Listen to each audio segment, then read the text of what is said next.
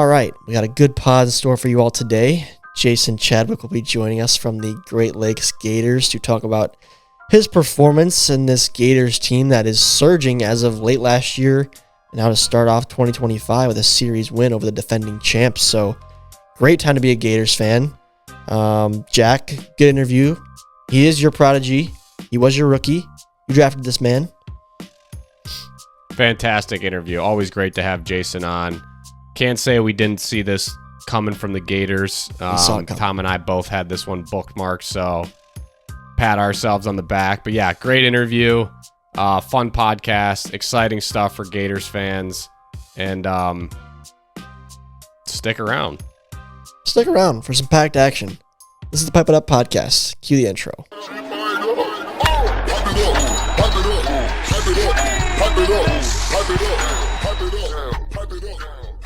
Ladies and gentlemen, welcome back to the Pipe It Up podcast, the official podcast of MLW Wiffle Ball. Another series in the books. The Gators coming out hot this year, taking a 2-1 series victory from the defending champs, Eastern Eagles. Is that correct, Jack?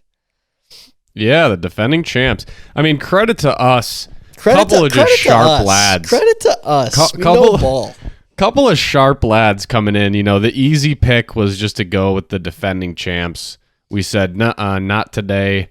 We're going to get a clone of Sawyer onto the Gators, and then they're going to take the 2-1 series lead. So credit to the boys. That was a good pick. I guess should we just update the challenge right now while we're at it? We can. You guys can. We'll get it done in the first part of the episode. So that would give Tommy 3 points because he got the series prediction right and won the tiebreaker. So I had the over on home runs at 4.5, and there were 4 in the series, which was a tough one. For you, not tough for me. One, but not for Tom. So he takes a 6-4 lead now. He's up by 2 points. A full pick, essentially a full week. So up early for Tom. Next week we both have 2-1 Magic.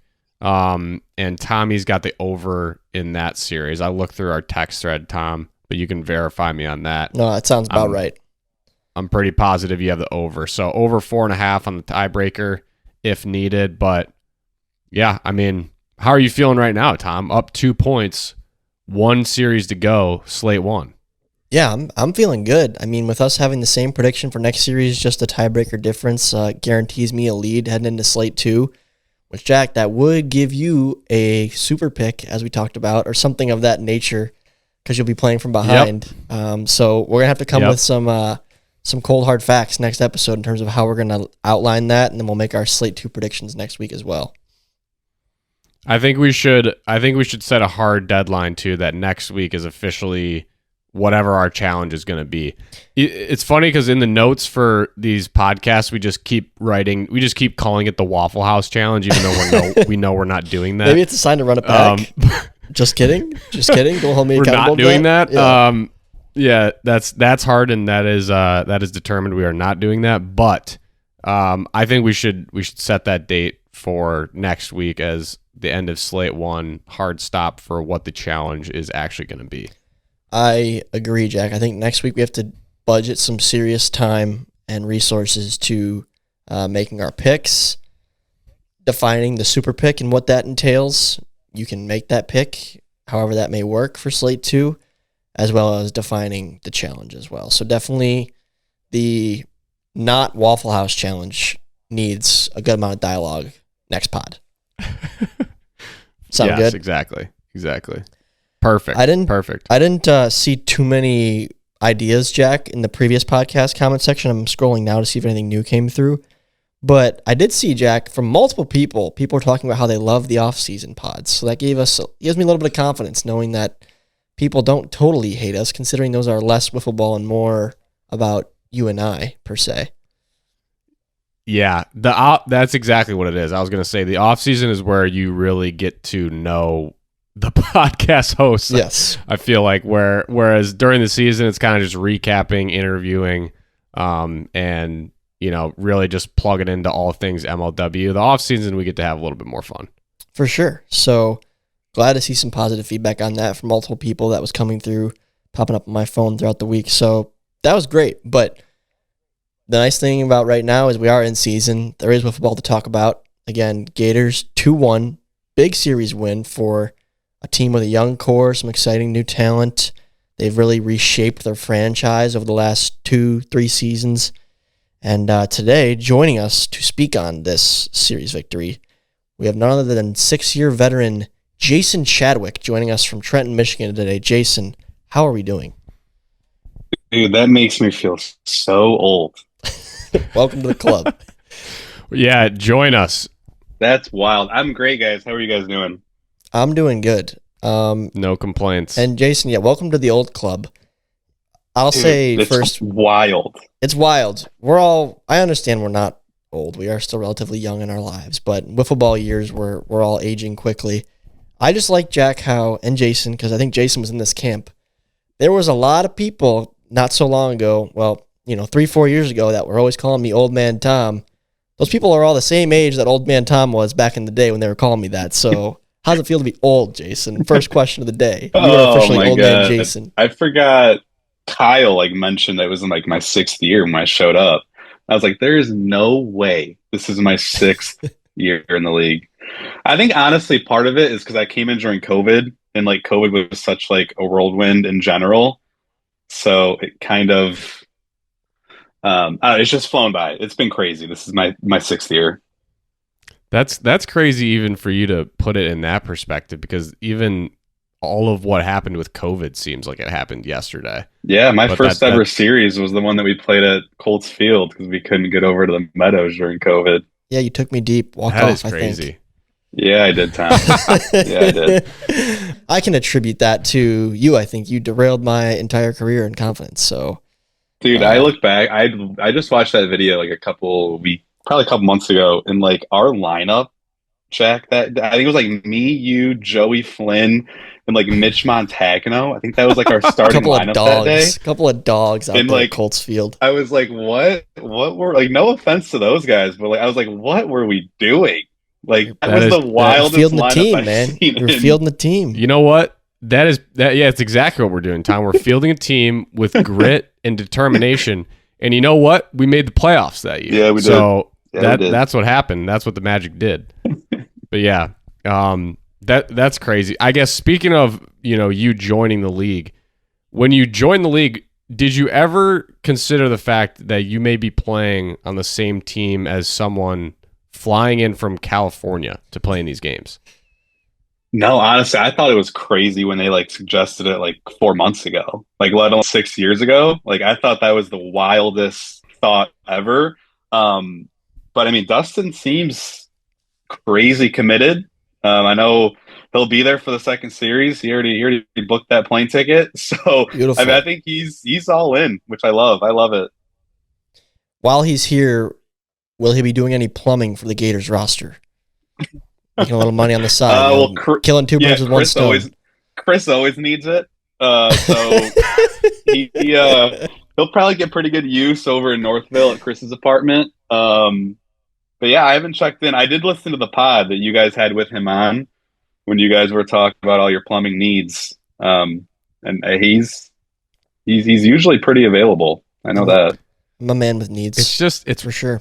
It's one of those professions, it's it's really nice to know a doctor. It's really nice to know a lawyer. It's really nice to know a plumber. You got to have one in the bag. Absolutely. I guess on that note of Dustin, Chris had a pretty funny mic'd up session. I don't really think that from the interview, if I'm being honest, I got the feel or idea that his personality was going to be exactly like Sawyer's. Just because he seemed a little bit more reserved in the interview, but from the sounds of it, it's like we just got, you guys just added Sawyer's brother on the team or his clone. I guess, was there anything how quickly did you just realize we just added another Sawyer? I mean, Sawyer had been mentioning how he's pretty much just Sawyer 2.0. I was like, I mean, that's crazy. There's no one else in the league like Sawyer. And then, I'm not kidding. Dallas threw one ball. The very first pitch he saw in the league, and he's like barking at Dallas. He's like, throw me a strike, Dal. Throw me a strike. And he did that because the first AB was a 4-pitch walk to Dustin. And like every pitch, he's screaming at Dallas to throw him a strike. A little bat flip there from Dustin against Dallas. I was curious for the context of that. But he's like, it was insane. And yeah, that was like the very first, I was like, oh my gosh. Well, I think Chris mentioned the dynamic of the clubhouse too, because Jeremy is like a reserved guy. We know Sawyer, we've seen it over the years. Dustin, we didn't see it a whole lot on camera or in the Pep It Up interview, but it sounds like there was some chirping going on. So, like, you're there, you're just old man Jason taking this all in. Like, how is the clubhouse meshing? Is it working?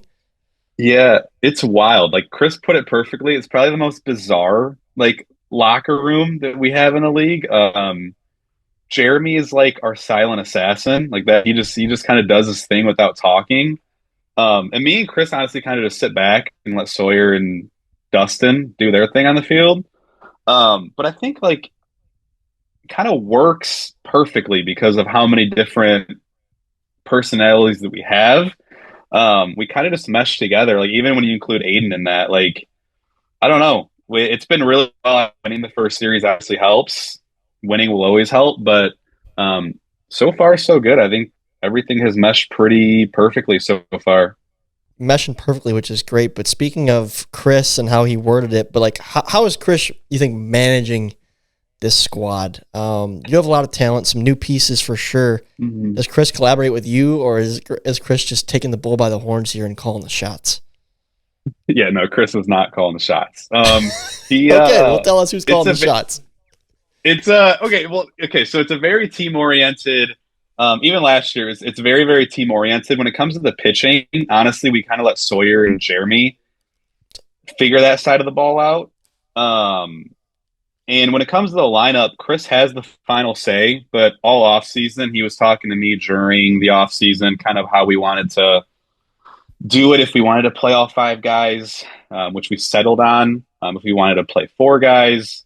But me and him usually have pretty good communication when it comes to how the line are going to go, who's going to play in the field, stuff like that. It was really funny. Sawyer had a perfect game going in the last game. I don't know if Kyle referenced it in the video. Sawyer had a perfect game going into the 3rd inning, and I think we were up 12-0 at that point. And we were going to put Chris and Jeremy into the field instead of me and Dustin. And Sawyer like looked at Chris. He's like, "No, like sit down. Like you're not playing in the field because I have a perfect game going." And then Dallas, the very first pitch, ripped that double down the line. Yeah, and Chris was like, "Yeah, well, that's what you get." Kind of like, but I feel like you would definitely have that like inter squad banter that's like poking fun at each other. That's why. That's cool. But he's like, it's Chris calling the shots. Like Sawyer pretty much told Chris like you're sitting down, which I thought was pretty hilarious. That's so good. Yeah, it works really well. So Chris is really lighthearted about being a manager. No, that's part of the fun. Jack, we talked real quick. We talked about Jack how the fun of like watching younger teams play in our tournaments throughout the summer is how you have like 3 10-year-olds kind of putting their heads together and figuring out lineups and who's going to pitch, and they argue about it, and it's like part of the dynamic. You know, there's no coaches involved usually, and that still applies to us though as young adults. Like we still can butt our heads and want other things, and it's the balance of trying to have fun versus winning. So I think that's part of the special part of the game. Yeah, me and Chris, we had so many conversations this offseason about how he wanted to do the lineup, who he wanted to bat where, who he wanted pitching. But yeah, we kind of settled on the 5-man lineup. Cool. I do love that about wiffle ball. It is like, and baseball really. I mean, it seems like such a simple game, but there are so many complexities to it. And yeah, Jason, I also, when you were talking about how just the fact that it kind of works, even though there are these different, not like cliques, but just like pockets of different personalities within the Gators. It reminds me honestly of the team that we had in 2023 with the Magic, which, you know, a lot of those guys, you know, all those guys are really still on the team this year. But just that year being RJ and Grant's first and like getting to know those guys, you know, we had this like I mean, for lack of a better term, like 15-year-old phenom, basically. Like the kid couldn't lose a game. And then we've got Grant, who's like one of the older guys in the league. AJ, where we can't even get a smile out of him. I basically spent a whole season trying to get him to laugh.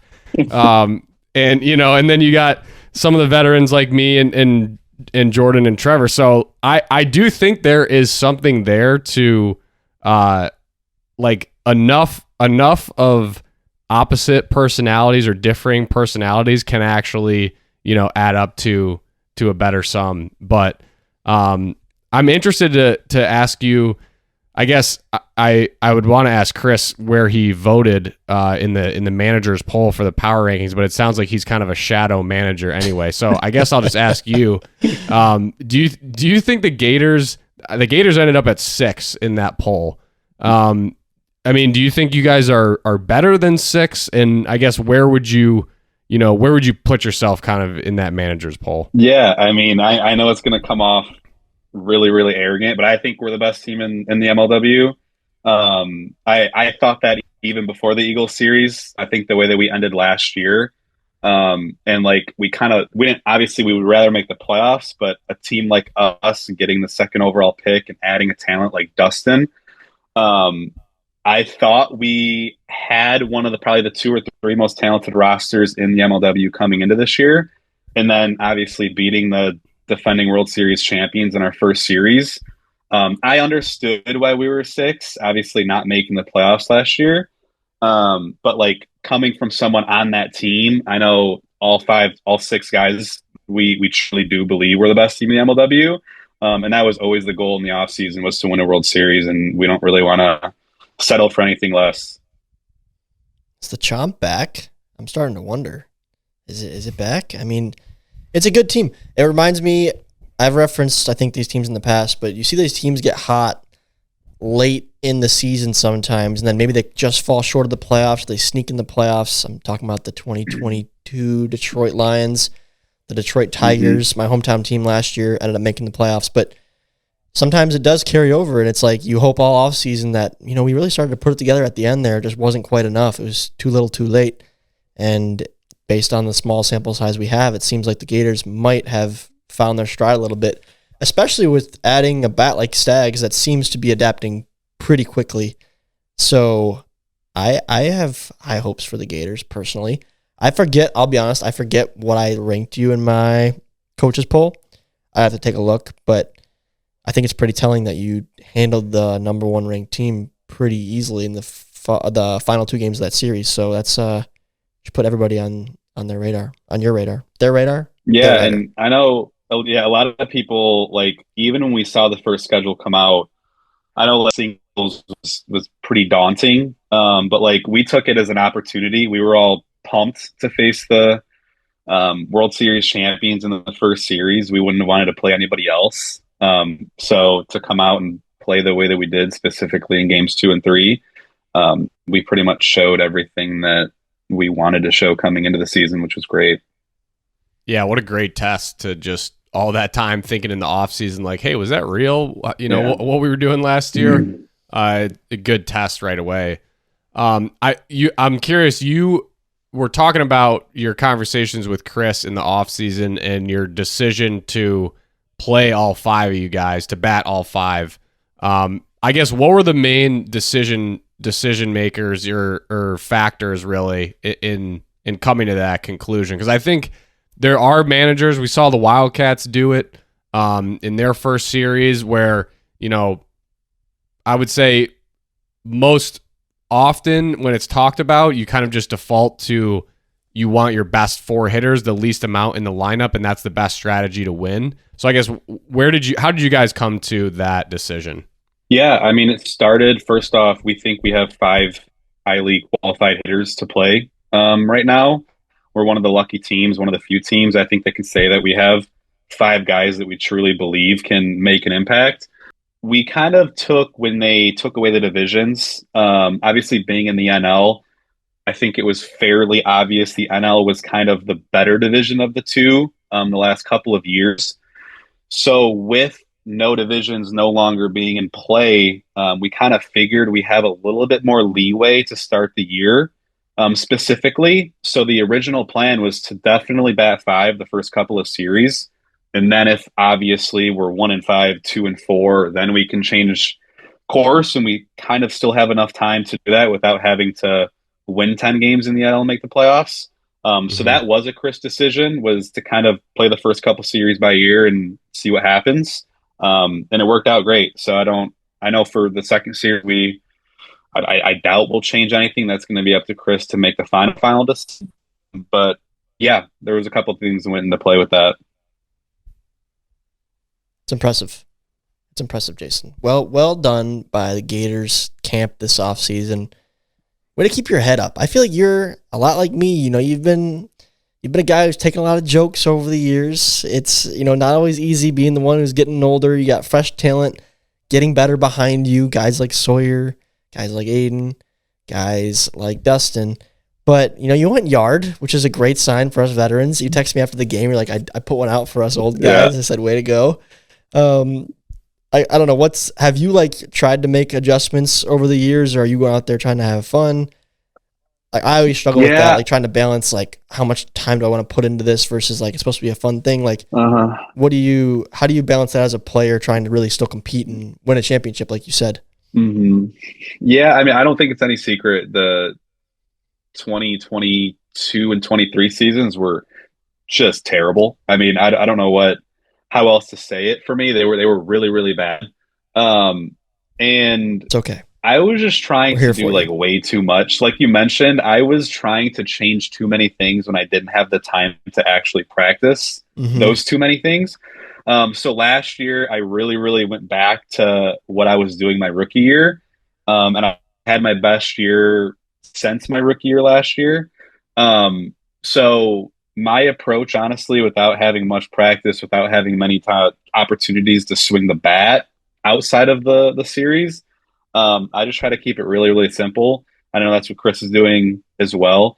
And we also know our role on the team. We know we're not going to be the guys out there that are going to hit 350 with 7 home runs. I mean, we're not with that. We're getting towards the yeah, I mean, we're getting towards the back end of our. I mean, Chris barely broke 100 a couple years ago. Tom, we need to relax. I mean, I didn't break 100 last year, so yeah, we have to.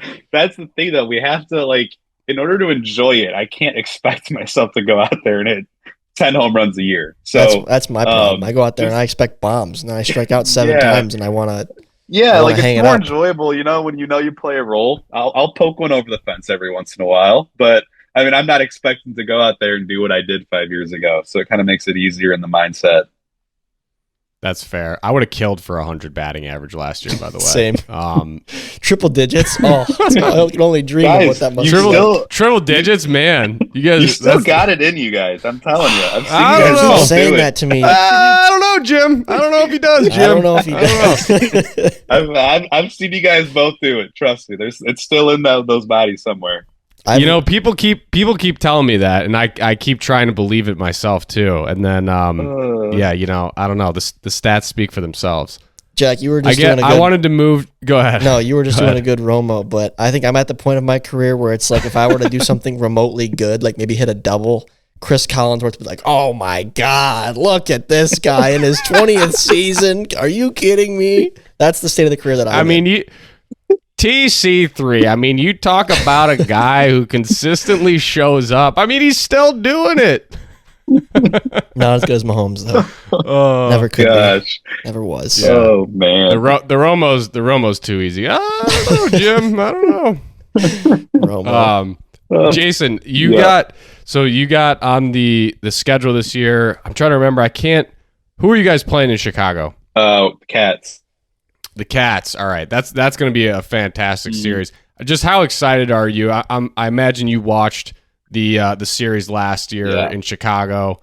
I mean, I'll tell you personally, I've played in some. I've been fortunate enough to play in some cool series and venues so far, as have you. But that one was really cool. It was really fun. So I'm excited for you guys to get to play there. I guess, what are you most looking forward to at that event? Yeah, honestly, the fans. I've fans. only played in one other out of state series, and that was Vermont last year.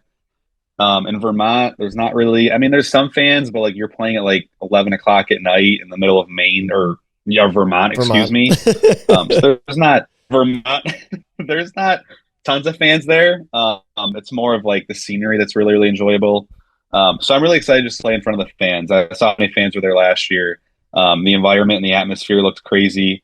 I remember the Grant double that blew the roof off the place. That was one of the coolest moments of last year in general. So yeah, it's for a good cause. So I'm really excited just to see the overall atmosphere. So was that 2 straight series dating back to last year with the J Chatty homer? Because Vermont, you also went yard. Yeah, yeah, I went yard in Don't let the Vermont. kid get Yeah, hot. Don't not the old man. Don't let the I old man know, get hot. I know, Swinging dude. a I was hot like twig right five about for now. 10 in Vermont last year. You I guys was got raking in Vermont. you guys did get hot. Well, that's cool. I mean, I'm glad. I'm Yeah. happy for you. Chicago will be exciting for sure. A lot of exciting events coming up. But I have last question for you, Jason, before I Yeah. set you free here. What is your favorite franchise to play for? The Metro Magic, Oh, the Great Lakes Gators, or MLW Red? oh, good gosh. Tom, I just saw a video of you hitting a pimp slider out against that like 14-year-old in Long in New Jersey. Where's that the Long Island tournament? Wait, which one? Um, I've hit a lot of the home one runs, in Jason. Long You got to be more Island. specific. Remember when you took that kid was just hucking sliders at us in Long Island, me, you, and Trev.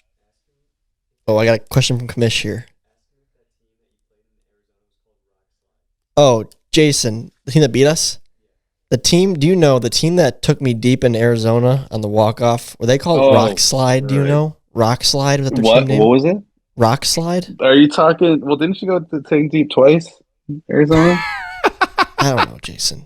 The walk-off, when I lost. Yeah, I have no idea. Oh, I got no idea. apparently one of those players also played in Peoria this year, so he's still around Oh, really? looking for more Tom, but I wasn't there. That back to your question. I probably honestly, not including this year, the most fun season I ever had playing was definitely my rookie year with the Magic. I think we only won like 4 games, but like that was so electric at the end of the year trying to make the playoffs. So that was my favorite season for sure. Was my rookie year with the Magic. Mm-hmm. Yeah, that was hype. That was hype. I was I definitely had a lot of fun that year. Yeah, So I don't remember, we didn't make the playoffs that year. we did. We made the playoffs our rookie year. Okay, We that's what I lost. thought. We lost to the Preds in the ALDS. And then the next year is when we traded for Trev. We went to the Yeah. ALCS and we got murdered by the Wildcats. Yep. Okay. Yep. Now And I'm then thinking the about 2022 year was when it was went off the rails. Yeah, yeah. That sounds about right. Yeah, I Yeah. mean those you're the epitome of the Magic like scrapping to get in the playoffs is Jason Chadwick. I mean that was what his career was founded on. Was basically just like Oh my like gosh. carrying our team, willing our team into the playoffs like I late think into we the made year. we made the playoffs at like 4-11 or Those something were like teams that our just rookie found year. just found a way you know late in what? the year to squeak in every time. The Magic You know just what? couldn't miss for a while. Hey, they don't. It doesn't matter how, man. You It look at doesn't. the record books. We were there. We were there in the playoffs. Yeah, we not we never hung our hat on talent. But we No. came to grit and grind and dedication, man. We were at the top You know of the what, list every Jason? year. Now you're sounding like a 100%. true player that was bred for MLW Red. That's the heart we bring. I think to get back to your point before we let you go, were you talking about the clip where the guy came in and was like couldn't throw a strike and all of a sudden started throwing 100 Yeah. and then he couldn't miss? Yeah, you destroyed a homer off of them. This is a true story. This is a little bit embarrassing, but it is funny. This talks about just how bad I am now. Because that clip, you said you watched it recently? Yeah, yeah. So I recently, like obviously I do this podcast every week, right? So everyone in my personal life knows I do this, work life too. And my girlfriend was asking about it and she was like, should I listen to it? Like I was like, you probably wouldn't love it. Like you don't know anything about MLW, so it might not be super of interest to you. I was like, sometimes we tell like funny stories that you might find amusing. And that podcast was, in my opinion, pretty comical for a lot of different reasons. It was like 6 of us all in the hotel room, remember, recounting that whole weekend. So I sent her that one to listen to, and then I then listened to it back when I was driving one day. So I heard us talking about that home run. I was like, I gotta find that clip. And my sorry butt probably sat in bed and watched that 15 times. And was like, man, what happened? What happened? How did I do that? Just such a short time ago. That kid's arm was just destroyed. God, what a swing, though. That was electric. We're down to our last out. I had a granny. That was electric. We were not even coming close to hitting those pitches. Oh, it was so over. It was so over. That was the luckiest swing of all time. Yeah, that was one of those wiffle ball moments I will never forget. That was that Long Island tournament. That was a good stretch. Just takes one. I had a good 2-year stretch. When he overdid it was fun. It was fun. I did overdo it. When he overdid it at the concessions too. Yeah, that's classic. Good times, man. Good times. But yeah, yes, they are. You put in some serious. Like, I still should tip my cap to this day to the effort that you put on the mound that weekend. You were grinding, and it was so hot out there. Yeah. You were putting everything you had into it, and you had these defenders behind you, me and Trevor, that were just not helping at all. We decided to eat that. Yeah, we decided to eat like 4 things of chicken tenders and hamburgers right before we played. In it was a boar's head cold cut sandwich. Boar's head cold cut sandwich, and then I had a protein shake and Dippin' Dots. Bad day. Yeah, a bad day. Yeah, it was. Man, we did not do ourselves any favors. I don't know what I was doing. I had to have had 3,000 calories by 1 p.m. and we had 2 games left. Yeah, then we got stuck facing MLW Blue. Yeah, Blue. Dan's just throwing 60-mile-an-hour MLW Red versus Blue. It's like the Yankees playing the Athletics. It's just wasn't a game It wasn't the game that Red was designed to win. But they give it everything we have. Red versus Blue. We did. We can hang our hat on. Right, we're talking about New York, Long Island. It was me, Jason. What was our roster? Me, Trevor. Jason, Trevor. Yeah, that was it. We ran out of gas. We gave it everything we had, but it was like the Nuggets in the last series. I'm like Jokic. I just ran out of gas there in Game 7. Couldn't get it done. Good times. Good times. Oh, man. If we actually went down like the rabbit hole of recounting all the tournament stories from the last 10 years, like there's so many good memories. Those old pods are like those ones are in particular where it's like the group podcast, hotel room. Those are some of the best pods. Yeah, I really just had fun doing dudes them. Sitting in a hotel room. It's just gross looking back at it. It's but disgusting. It was a good time definitely stinkiest podcast as well, but also probably the most fun. For sure. Good times. Jack, anything to close us out here with Jason? I think the stinky pods are the best ones, but no, appreciate it. Appreciate you coming on, Jason. Excited for the Gators this year. You know, last year, Tom and I, run the tape back. The Gators were the team that we said, a lot of teams wouldn't want to play. We did say late that in the year. And I think you guys definitely proved it coming out this year. So happy for the squad. I'm excited to see, you guys going through the rest of this year, and best of luck to you. I appreciate it, guys. Thanks for having me on today. Go Gators. Y'all have a great night. Always a pleasure having Jay Chatty on. What a great guy. Jack, you mentored him well, I think, in his rookie season. His favorite season, may I say. Yeah, that was awesome to hear that was his favorite season. That was a fun season for me too. Kind of, still pioneering the magic, if you will. And he was a great addition. He was really the face of our franchise for a while there. Yeah, won a derby. And I'm excited to I'm genuinely happy that he's happy. You know what I mean? He's in a spot that he likes. The Gators are good. Just a great guy. So definitely a piece of me rooting for them. Yeah. Yeah, Jason and Chris they're a funny duo. It is funny because there's the cliques in that team. The 2 duos of Jason and Chris, friends. You have Dustin and Sawyer, friends, and then you have Jeremy, who comes from Wisconsin in his sophomore season, and then you Carter or Aiden Richard as well. So it's just a funny group. But like hearing Jason say we're the best team in MLW, at first I was like, it's a bold claim, but then I thought about it, and it's like, why not the Gators this year? Why not the Mallards, of course, but why not the Gators? They got the talent in terms of Dustin is going to be a pretty good hitter, I think. If you get the contributions from Cheatham, from Jason, they're no longer competing against the D-backs, Mallards, and Eagles in the division. So, I don't know. I mean, do you think I won't hold you to this. I don't think it's personal. Do you think this team has what it takes to win a World Series, Jack? I'll answer first if you want, or if you want to go first, go ahead. I absolutely think they have what it takes. I think, again, I feel like I've said this on the podcast, so if for those of you who have, not missed an episode, I apologize, but with Sawyer's arsenal, just I don't even know what we call that now, the super drop. Sure. Like, if he has the super drop working on any given day, you're screwed. Like, they need, 2 runs, maybe 3 runs, maybe. Like, he's not going to, when he's locating that pitch, he's not going to walk a lot of people, and you're not going to get a lot of hits. So now that they've added, a guy in Dustin who seems like, I mean, he didn't really do a ton like hitting wise, because it seemed like he didn't have to. He was just, he was walking a lot. And if you're going to get a guy that's like either going to walk or basically get a hit every time he's at the plate, and you've got Sawyer, who has had his ups and downs in the past at the plate. He hit 500 in the series, had a walk-off home run.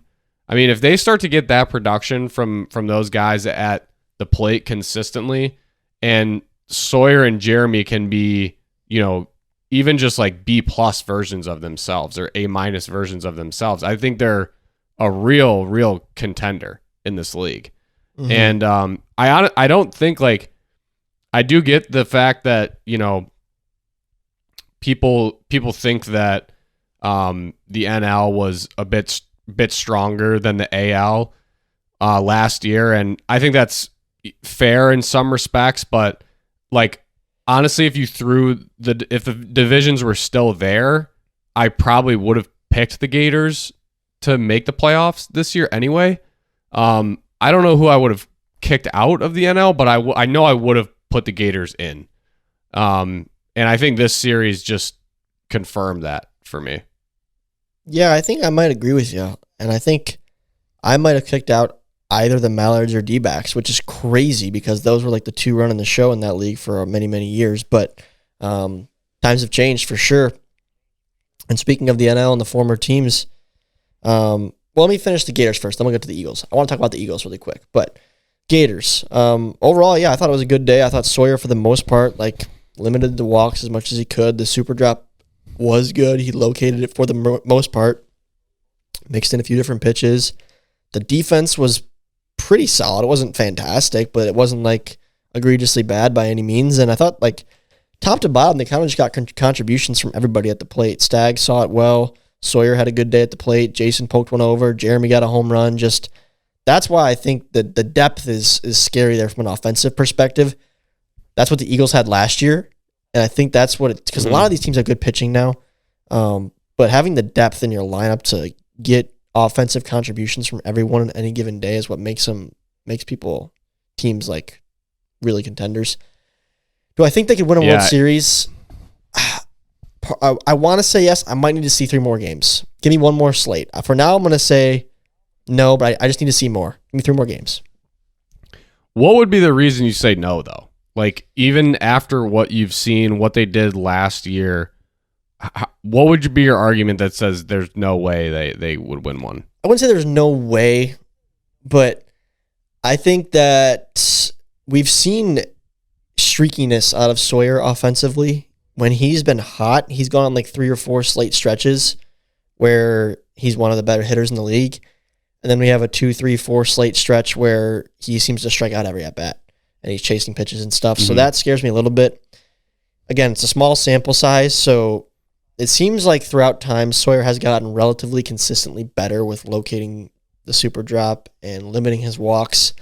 But walking guys in the postseason Jeremy's a good pitcher behind him. I wouldn't say he's like top notch by any means. So I do think, Jack, like you said, it could be what gets them to a World Series. It could also prevent them from getting there. Like, if Sawyer's drop is always good, then yes, like, he could be the arm that carries them.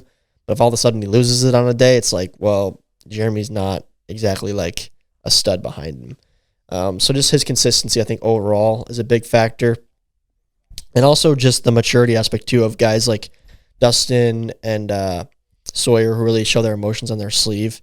Like, how does that fare for them in a big postseason series because Sawyer, I mean, actually played pretty well at SoFi for the most part, and he was younger back then too. But there were also times when I could tell he was just so amped up, and it was costing him. Yeah, that's fair. I think that's good perspective. I think the fact that it's funny just because you're saying like the fact that they can be streaky is what may limit them. And I'm thinking the fact that they're streaky is what would propel them. No, I think that's but fair. It's the same thing. Yeah. I mean, we're saying the same thing. So, yeah. I mean, I did want to comment. You kind of mentioned about just how it seems like everyone sort of has good pitching, and it's really kind of like the depth in the lineup that is starting to separate teams. Mm-hmm. I would just expand on that and say, reflecting back on all these years that I've played in MLW, there was a definite, I don't know like the year, but it could have been more gradual, a shift towards the teams that were winning. It was like everyone could kind of hit. Like most guys could kind of hit because the pitching wasn't like that great. You had guys that weren't really like ace material that were, pitching. I mean, there was a year, there were years where I was pitching on the Predators, like Duck Hook. That was who was out there. And then there was kind of a shift to where it's like the best teams are the ones with the best pitchers. And now it's like everybody's got good pitchers. Like everybody's got good one arms. They've got solid two arms.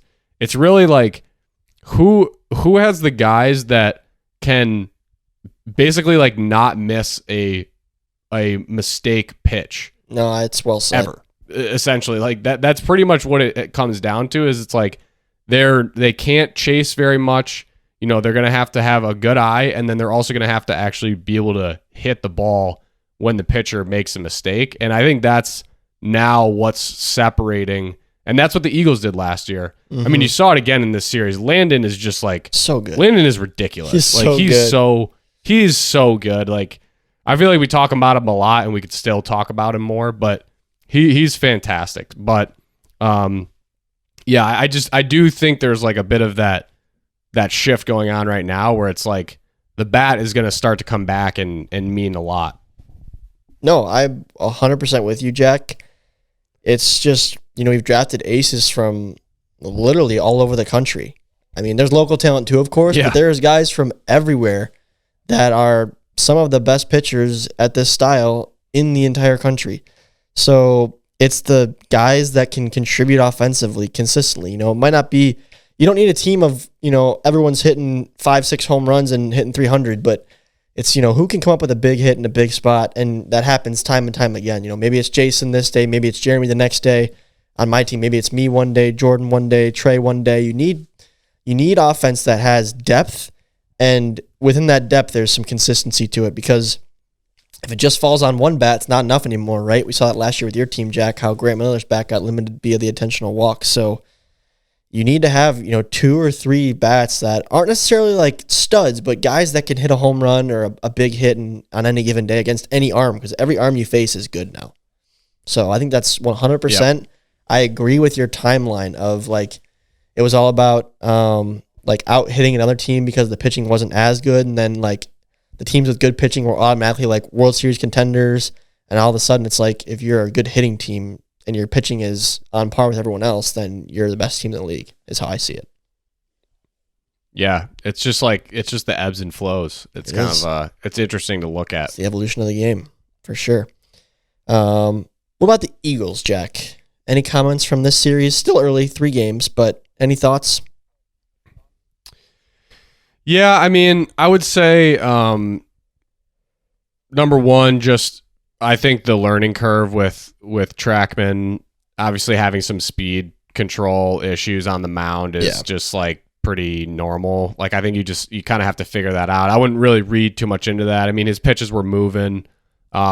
He's just got to be able to figure out that limit. And I think worst comes to worst is if he can't figure it out, Dan can still throw. He was serviceable for them last year. He didn't pitch this series because I in his mind, I'm guessing he's thinking, it's the first series of the year. I'm going to try to get these other guys as many reps as I can. Yeah. Which I agree with. But looking at the rest of their team, like I mentioned, Landon, you got to be stoked with what you saw there. So good. I think Dallas, Dallas starting game 3 and kind of struggling. I would be interested to hear like what his take on it was. I feel like it was just like the ball, like he didn't like that ball.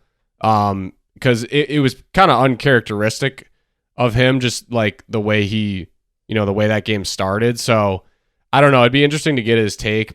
I'm not like worried about that at all, though. Like, I definitely think if you're looking at it from an Eagles fan, it might be like, man, we got crushed like 12-0 in that game 3. But at the end of the day, it's like, it's a loss if you lost by 1 or you lost by 12. And I don't really feel like, even though the series didn't feel that close, I don't really think these teams are that far apart, if that makes sense. I think the Gators just had a much better day. I agree. I think the Eagles kind of ran out of gas. They lost some motivation for whatever reason. Hopefully that's not a trend throughout the year, but I think game 3 is, I think this is a Daniel Schultz quote, actually, something he references a lot, is just a burn the tapes game, forget about it, start fresh next series, try to bounce back and win a series. But I think they'll be fine. I definitely think, losing, even though Zach Whelan's not a big name in this league by any means, I do think he's a big loss just because he was one of those consistent bats that I mentioned, and he knew the strike zone so well. He had a great feel for the game. He was good at getting on base, and that way when Dan and Dallas hit home runs, they were, multi-run shots and not solo shots. So I think that is a loss. Carson Urgaitis actually hit a couple balls hard, which surprised me. So if he can actually be a contributor, that would surprise me and be great for Eagles Nation. But it's not the same team that won the World Series. They still have the key components of it, but the role players is going to be the difference, I think, for the Eagles. And just finding that chemistry they had last year with, Dan playing with his old buddy, Zach Whalen.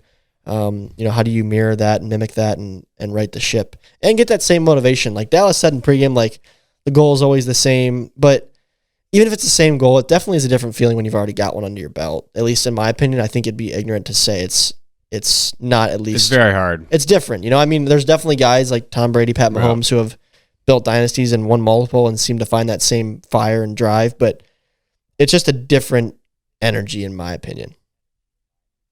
Yeah, it's very hard to ramp that up again because it's like it is such a high that you come off, right? Like getting to the World Series and winning it is such a monumental task that it's almost inevitable that you're going to come down to earth, like in some respects. Some guys, like you said, are better at just, resetting that motivation and just like coming back with the same fire. And that might just take the Eagles a series or two. I do think that's still in those guys. I mean, there's a reason that, Dan is like still playing in this league after all these years. Like it's not like he's satisfied with, just last year. So I do think they still have it. I think, again, the Gators had a better day. They brought a little bit more energy. And like you said, I think they kept that energy for the whole series and the Eagles kind of ran out of gas. But I think we're going to be here, at the end of the year, still talking about, the Eagles as a contender. Yeah, I would agree. I'd be surprised if that was not the case. They're not a team you want to face, even if you think, the Gators are better now. I mean, Dallas Allen, when he finds it, is so good. Their offense is scary. They have multiple power hitters. They feed off each other. They're a good group. So I think the Eagles, should they have been as resounding of a number one in the coaches poll? Maybe not with the hindsight bias, but given what they did in last year's playoffs, which was not lose a game, I think they earned it 100%. And I do think they'll probably end up with a winning record and right the ship here moving into slate 2 and 3 before the All-Star break. So I'd say Eagles fans just, deep breath, reset series 2 and find your footing. Yep. We still got ball left to be played. A lot of ball. A lot of ball to be played. Still proud of you and I, Jack, for getting that prediction right as a unit. So good for us. Yeah. Comment of the week this week comes from Sonny. And he said, it's a funny one. Geezer Cheatham ended the series getting on base safely over his final 8 plate appearances and finished the day with a 909 OBP. the best we've seen through Slate 1 so far. Hashtag Real Stat King.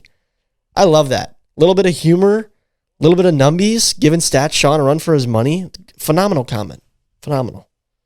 Yeah, no, I love this. I love this comment so much because it's like it starts off with like an insult and then ends off with like a great compliment. Like, I just think it's great. And shout out to Cheatham. I mean, shout out to Cheatham. We if anyone knows how to appreciate a veteran, just doing his job, it's these guys here on this podcast. So shout out to Chris. Shout out to the Gators.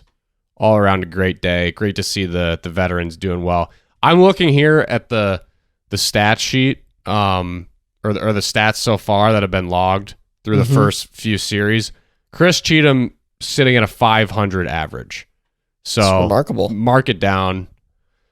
That's with 2 at bats, but he has the OBP. I mean, the comment's right. So, shout out to Chris. Like I said, shout out to the rest of the Gators. Job well done. Job well done. Job well done indeed. It's another good series. I enjoyed this one. I think, Jack, the thing I'm most intrigued about here is going to be the bat of Dustin Staggs moving forward. I think he could be a very good hitter in this league just based on what I saw.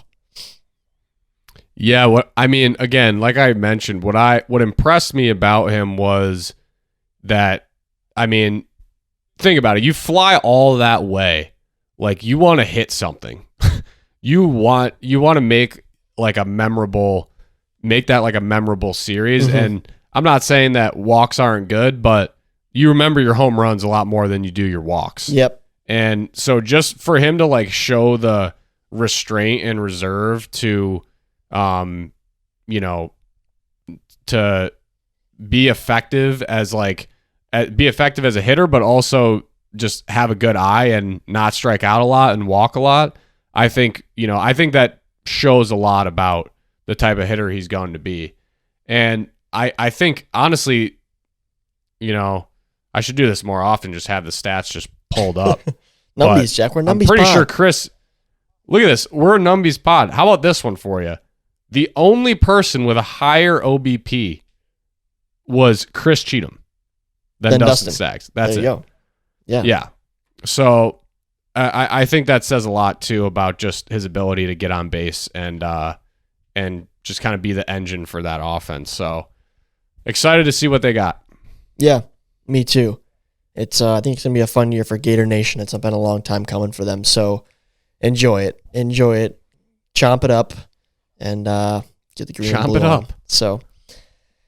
Well, moving forward, we are concluding Slate 4 here this week, Jack, with the Magic taking on the Preds. Best of luck to you. Hopefully you do. Slate 1. Oh, Slate 1 Series 4. My apologies. Slate 1 Series 4. Yeah. Be clear on that.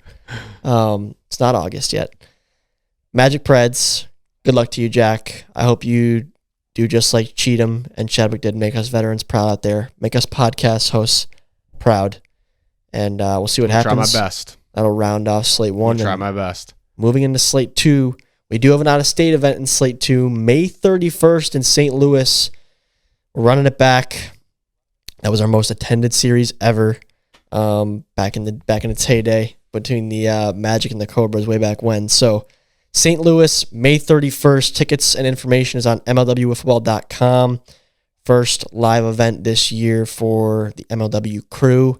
And hopefully it's not a great showing, Jack. It's a great viewing experience. If you're in the area like that one, you're so close to the product on the field and the players and, the meet and greet, working with those small market teams like that. It's a great experience as a fan because you really get to see everything that goes down. So, you played in the first year. It was awesome.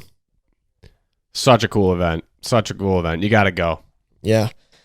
So we announced a couple more this week too. I know I think the entire out-of-state series, whole entire circuit, the Summer Stadiums campaign is all revealed for 2025. So definitely check out all that information on Instagram, MLW_Wiffle, as well as on MLWWiffleball.com. So exciting times, wiffle ball season. We are in full speed, and this podcast is continuing to hum along. Next week, Jack, hopefully it's no guess, and it's just you talking about how fantastic you did. Yep, that's what we got planned. That's what we got planned. Planned. Okay, well, I'll let you. I'll watch the video and then I'll most likely text you about. Okay, so we need to get on this person because you didn't do good enough. We'll see. What's probably. what are the? I'm gonna say Jack Agner.